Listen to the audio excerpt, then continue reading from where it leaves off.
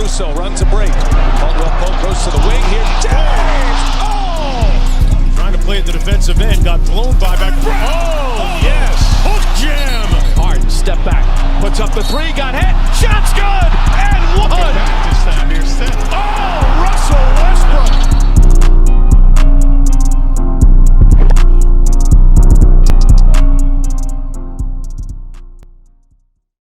Now, my Pacers, they are now facing elimination. We are down 3-0.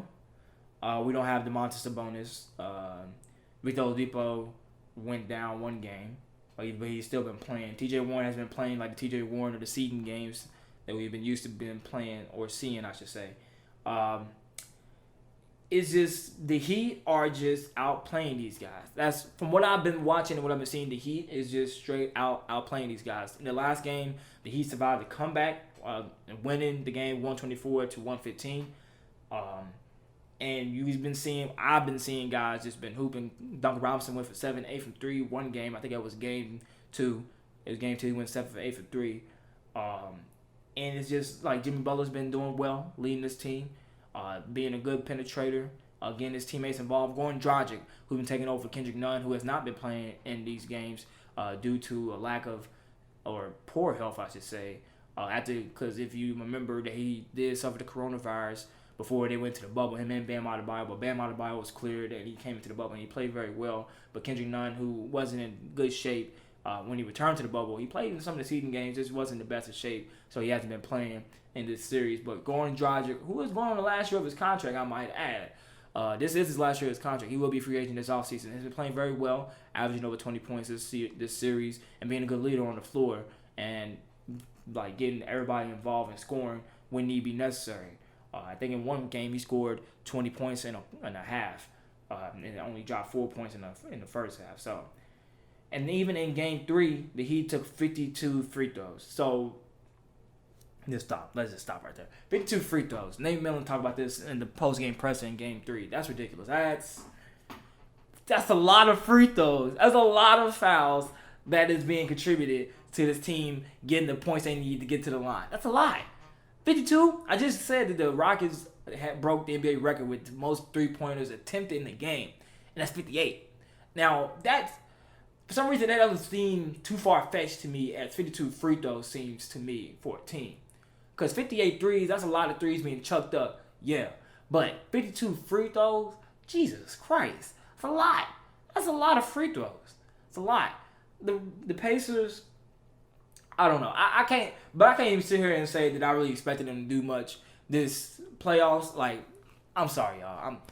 I'm sorry to all my Pacers fans. I'm sorry, Eddie. I'm sorry to all my Pacers. You know, I really didn't expect them to do this much anyway. I didn't really expect them to get past the first round. Granted, we are a higher seed than the Miami Heat. I still didn't really see us getting past the first round. The Heat, they may not have been a higher seed than us, but they are a better team, I would think. Like I said, Jimmy Butler and Bam Adebayo, both who are all-stars. We don't even have an all-star. We don't even have Domas Sabonis. Oladipo's not even fully 100%. Like, he's not even playing like the Oladipo that we know to be an all-star. We don't have that right now. Malcolm Brogdon played good a couple games. Miles Turner, we've been doing all right, but we're just not there right now. Nate Millen's been doing a good job. He's got his contract extension. I've seen that. He very well deserved that, considering the team that he's been coaching and for the record that we've been producing. He deserved that. But I don't see us getting past the first round this year. Can this happen next season? I don't know, because I don't really see nobody else really getting traded off this team. Maybe a Miles Turner. Hopefully not. But that could be a possibility of something that can happen.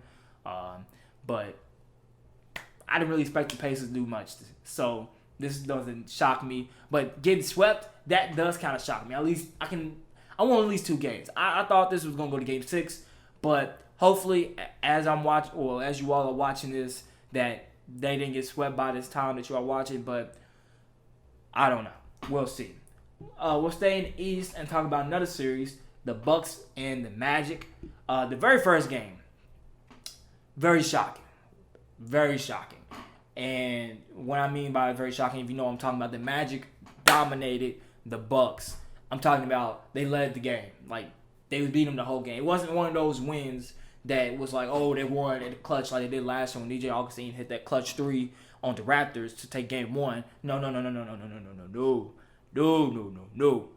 These guys dominated the Bucks. Giannis put up some great stats. He was playing well. He had 36 points that game, 17 rebounds and a couple assists or something. But they still lost. They The Magic was playing very well. They came out with high energy, relentless, playing good defense, was scoring the ball efficiently. Vucevic went off. He had a good game. And that was without Aaron Gordon. Jonathan Isaac's still not playing. He's left the bubble. He's gone with his injury. Michael Carter Williams didn't play that game either. And they just dominated them. Played well. But the Bucks, as I predicted, as I knew, many knew, that was going to continue to happen. The Bucks came back, and they are now leading the series 3-1. After they won today, actually, beating them 121-106. There's nothing too much to say about this series, I would say. Besides, like, that game 1, I haven't been paying too much attention to it. I ain't going to lie. They've been showing the games on NBA TV, which I do not have access to. But from what I've been seeing and been watching the highlights from the games, Giannis is playing like a true MVP. He's averaging 31 points this series, 16 rebounds, 6 assists. One thing I will say I noticed the Magic did do well, and that can be a problem going forward. They did play good interior defense on Giannis. Granted, he still scores 36 points. They played well defensively against the team and kind of closed out properly when he was looking for that driving kicks that he does constantly to all those shooters like Chris Middleton or George Hill or Vincenzo, all these players that he have on his team. They did play very well. So I don't think to note for the Bucks going forward. I know people just expecting them to steamroll their way to the finals. But as we talk about with the next series I'm gonna get into, and even with the Celtics, they won't even play this. They would play the Heat. They would play the Heat next. That's gonna be an interesting series. That's